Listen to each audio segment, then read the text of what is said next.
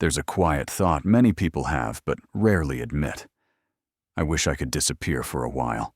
Not forever. Not to escape life completely. Just to stop being seen. To stop being expected. To stop explaining yourself. Some people don't disappear because they want to. They disappear because being present became exhausting. They stay quiet in relationships to avoid conflict. They stop going out because they don't want to explain their situation. They distance themselves when life isn't going well, not because they don't care, but because caring started to cost too much. This feeling has a name, and understanding it might change how you see yourself. Alan Watts once said that the ego is something we constantly have to maintain, a role, an effort. The person you show to the world isn't who you are. It's who you learn to be in order to survive. And that performance takes energy. Every conversation, every social interaction, every time you say you're fine when you're not. That's effort. And effort eventually gets tired. When life demands that you perform all the time, disappearing can feel like relief. Not weakness. Relief. The invisible man in fiction hides from the world. In real life, people hide to survive it. They withdraw, not because they're broken, but because something in their environment became unbearable. Maybe it was judgment. Maybe it was expectation. Maybe it was just the weight of being misunderstood over and over again. Carl Jung understood this deeply. He talked about the persona, the mask we wear in public, the version of ourselves we present to be accepted. But beneath that mask is the shadow, the parts of us we hide, the emotions we suppress, the truths we don't speak. And when the gap between the persona and the shadow becomes too wide, the mind starts to collapse under the pressure. That's when people withdraw, not because they're antisocial, but because the cost of pretending became higher than the cost of being alone. Jung went further. He said that the process of becoming who you truly are, what he called individuation, requires separation from the collective. You have to pull away from society's expectations, from the roles you've been assigned, from the identities that were never yours to begin with. And that pulling away looks like disappearing to your family, to your friends, to everyone who knew the old version of you. But internally, it's the most important journey you'll ever take. The invisible man isn't hiding from the world. He's hiding from the false version of himself. And in that hiding, he finds clarity. He finds truth. He finds the parts of himself that were buried under years of performance and pretending. Think about the classic hero archetype, the invisible man, the wanderer, the outcast. In every great story, the hero disappears before he transforms. He goes into the wilderness, into the cave, into silence. Not because he's running away, but because he needs to stop being who everyone else wants him to be. He needs to remember who he actually is. Look at Batman. Bruce Wayne doesn't just wear a mask to fight crime. He wears it to disappear from the identity that was forced on him. The billionaire playboy, the traumatized orphan, the symbol everyone projects onto him. In the darkness, in the anonymity, he becomes real. Not Bruce Wayne, not even Batman, just the truth of what he's meant to do. And that truth only emerges when he stops performing for Gotham's expectations. Or consider Tyler Durden from Fight Club, a man so exhausted by the performance of modern masculinity that he creates an alter ego to destroy everything his persona built. The job, the apartment, the IKEA catalog life. He doesn't disappear to escape. He disappears to burn down the facade, to find what's real underneath the consumer identity he was sold. Even in literature, Albert Camus gave us Meursault in The Stranger, a man so detached from social performance that society literally puts him on trial for it. Not for the crime he committed, but for refusing to perform grief, for refusing to pretend, for being invisible in a world that demands constant emotional display. And in his invisibility, in his refusal to play the game, he becomes the most honest character in the story. Every hero wears a mask, but some masks aren't about bravery. They're about protection. The hero who vanishes isn't weak. He's preserving what's left of himself until the world is ready to receive him again, or until he's strong enough to face it on his own terms. Invisibility in psychology isn't about being unseen. It's about choosing when and how you want to be seen. It's about reclaiming control over your presence. It's about saying no to a world that demands your energy without earning it. And that's not cowardice. That's survival. That's self-respect. There's a crucial distinction here that most people miss. The difference between isolation and solitude. Isolation happens when the world pushes you out. When you're excluded, rejected, made to feel like you don't belong. That's painful. That's wounding. But solitude is different. Solitude is when you choose to step back. When you create space intentionally.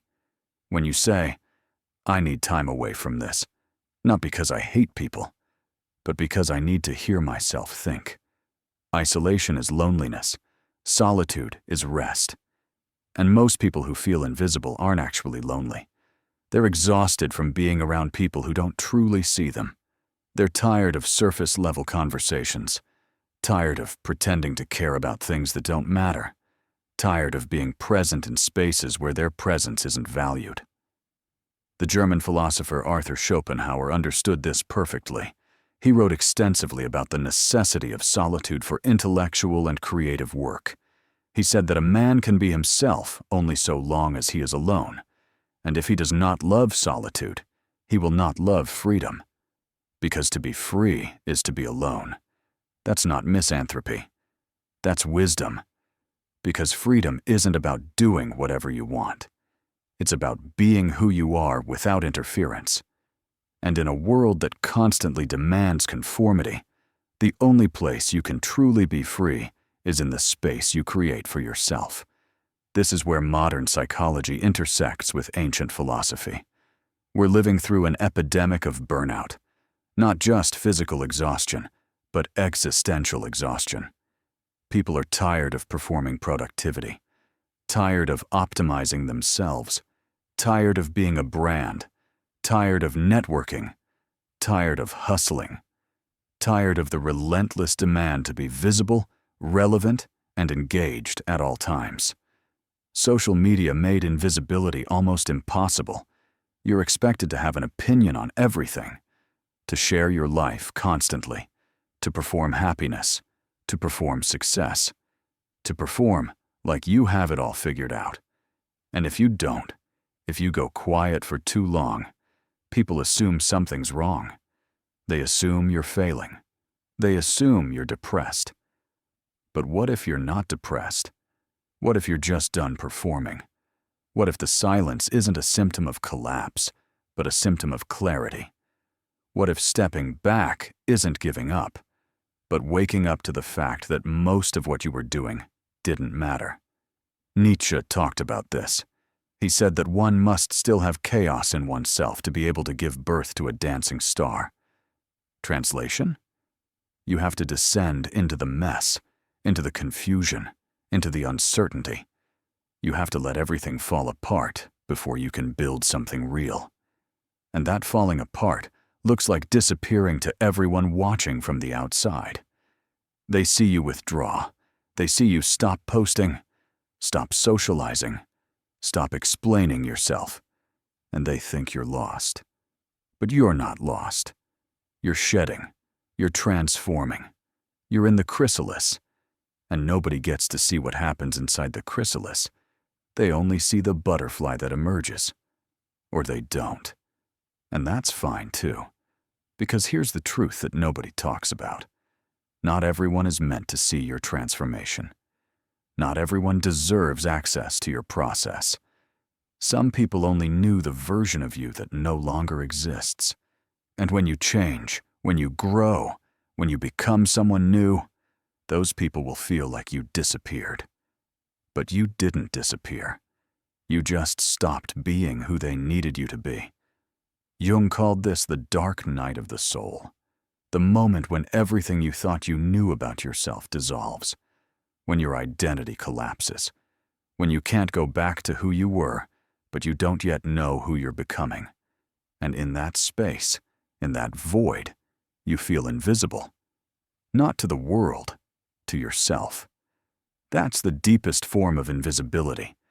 When you look in the mirror and don't recognize the person staring back. When your old motivations don't work anymore.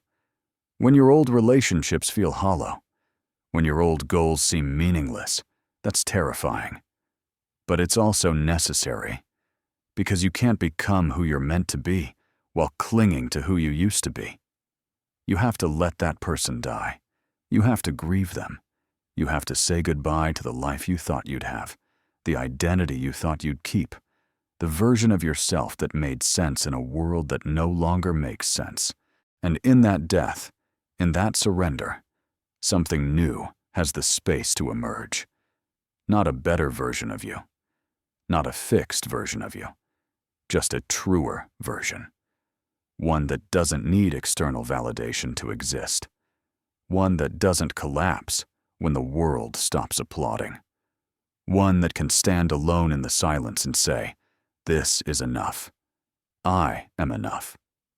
The existentialist philosopher Søren Kierkegaard wrote about the concept of angst, existential anxiety, the dizzying feeling of freedom, the terror of realizing that you are responsible for creating your own meaning, that nobody is coming to save you, that there is no script, no blueprint, no guaranteed path.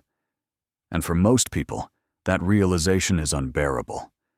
So they run back to the roles, back to the expectations, back to the performance, because performing is easier than choosing. Because being visible in a prescribed way is easier than being invisible, while you figure out who you actually are. But the people who have the courage to stay in the invisibility, to sit with the discomfort, to let the old self dissolve without rushing to build a new one, those are the people who eventually find freedom. Not happiness, not success. Freedom. The freedom to exist on their own terms. The freedom to say no. The freedom to disappear when they need to. The freedom to reappear when they're ready. And that's the lesson of the invisible man. He's not a victim. He's not broken. He's a symbol of resistance. Resistance against a world that wants to define him, exploit him, consume him, use him up and spit him out. He chooses invisibility as an act of preservation, as an act of rebellion, as an act of self-love. You're not strange for feeling this way, and you're not alone. This pattern shows up across cultures, across centuries, across every human story ever told. The hermit, the monk, the wanderer, the artist in exile, the thinker in solitude. They all understood something fundamental. That visibility without truth is exhausting. That connection without depth is hollow. That sometimes the bravest thing you can do is step back and let the noise fade. The world will always demand your presence, but only you can decide when and how you show up. Only you can decide what version of yourself you're willing to offer. And if that version isn't ready yet, that's okay. Let it rest. Let it rebuild. Let it become something real. There's a quiet dignity in choosing invisibility, not as an escape, but as a strategy. Not as weakness, but as wisdom. The invisible man isn't lost. He's waiting, watching, learning, preparing for the moment when his presence actually matters, when his voice carries weight, when his truth is ready to be heard. And when that moment comes, he won't need to perform anymore, because he'll finally be showing up as himself. Not the persona, not the mask, just the truth. Raw, unfiltered, undeniable. Watts also said that we suffer because we're trying to make permanent what is temporary. Relationships, roles, identities. We build our sense of self around things that were never meant to last. And when those things change, we feel like we're disappearing. But maybe we're not disappearing. Maybe we're just shedding a version of ourselves that no longer fits. The problem isn't that you want to disappear. The problem is that you were never allowed to be invisible in the first place. From childhood, you were taught to be visible, to speak up, to perform, to prove your worth. But no one taught you that it's okay to step back, that it's okay to not have all the answers, that it's okay to be unknown for a while. This is the heart of the issue. Modern society punishes invisibility. It equates silence with failure. It equates withdrawal with weakness. It equates solitude with loneliness. But those equations are wrong. Silence can be power. Withdrawal can be wisdom. Solitude can be peace. So if you've ever felt the urge to disappear, it doesn't mean something is wrong with you. It means you've been carrying more than you were meant to carry alone. It means the world got loud and you needed silence to breathe. It means you're human. And being human means needing rest, needing space, needing permission to not be everything to everyone all the time. Sometimes disappearing is not giving up. It's the mind asking for rest. And rest is not the opposite of strength. It's where strength begins. The hero doesn't emerge from the cave weaker. He emerges clearer, more focused, more aligned with who he actually is. That's the power of invisibility. It strips away everything that doesn't matter.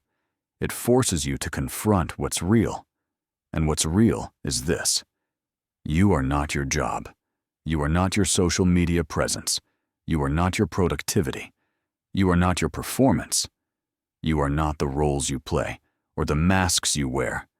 You are something deeper, something quieter, something that can only be heard when everything else goes silent. If this resonates with you, you're exactly where you need to be. Subscribe to Hero Psyche for more explorations into the hidden psychology of the archetypes that shape our lives. Hit the notification bell so you don't miss the next deep dive into the patterns that define the human condition. Because understanding yourself isn't self-help, it's self-knowledge, and that's where real transformation begins. Sometimes, disappearing is not the end of your story. It's the beginning of the one you were always meant to write. The one where you stop performing for an audience that was never really watching. The one where you stop chasing a version of success that was never really yours. The one where you finally get to be invisible long enough to remember who you are. And when you remember, when you truly remember, you won't need the world's permission to exist anymore. You'll just exist. Fully. Honestly. Unapologetically. And that existence, that truth, will be more powerful than any performance you ever gave.